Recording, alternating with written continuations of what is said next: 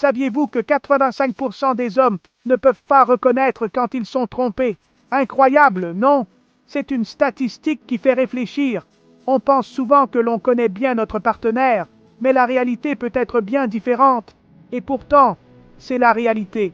Beaucoup d'hommes passent à côté des signes évidents, des indices qui pourraient leur ouvrir les yeux. Parce que oui, messieurs, ça peut arriver à tout le monde. Personne n'est à l'abri.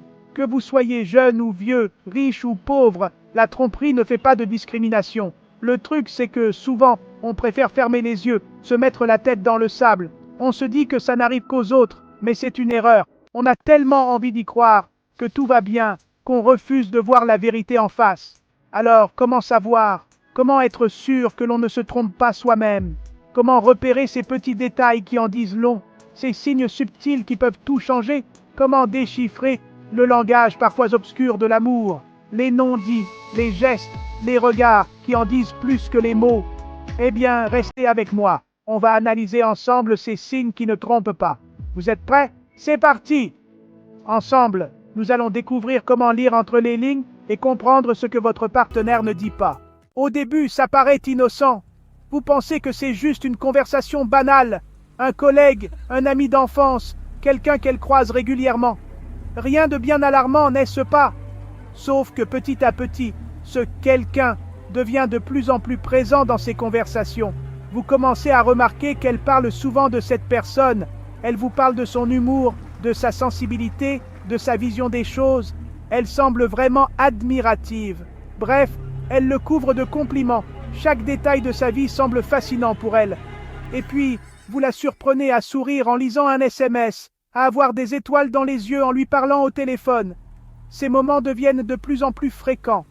Une femme vraiment intéressée par son homme a envie de parler de son homme, pas d'un autre. Si elle mentionne souvent quelqu'un d'autre, c'est peut-être un signe qu'il se passe quelque chose. Ah, la fameuse soirée entre filles, un grand classique. Au début de la relation, vous trouviez ça normal, indépendance, tout ça. Mais là, les soirées entre filles s'enchaînent. Et vous avez beau tendre l'oreille, vous ne reconnaissez aucune voix au téléphone. Le doute s'installe, et croyez-moi, il est souvent fondé. Avoir besoin d'air, de respirer, de se retrouver seul, c'est normal, surtout après des années de vie commune.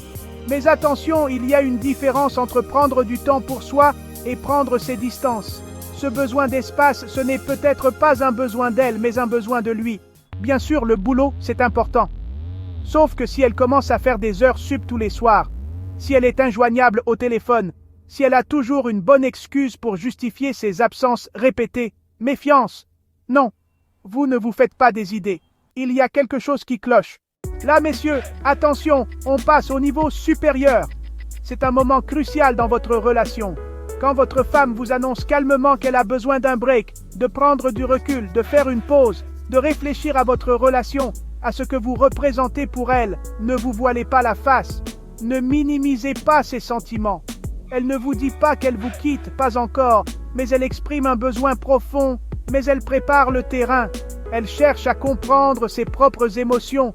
Elle a besoin de s'éloigner pour savoir ce qu'elle veut vraiment, pour faire le point sur sa vie et ses désirs. La fatigue, l'excuse passe-partout, le joker qu'on sort quand on n'a pas envie de faire l'amour. Sauf que si la fatigue devient la norme, si vos moments intimes se font de plus en plus rares, posez-vous des questions. Si votre partenaire vous refuse systématiquement, c'est peut-être le signe qu'elle trouve son plaisir ailleurs. Voilà, messieurs, vous avez maintenant toutes les cartes en main. N'ignorez pas ces signes, ces petites phrases anodines qui peuvent cacher de grandes vérités. À vous d'être attentifs, d'apprendre à les décrypter, à lire entre les lignes. J'espère que cette vidéo vous aura été utile. Et surtout, prenez soin de vous et de votre cœur.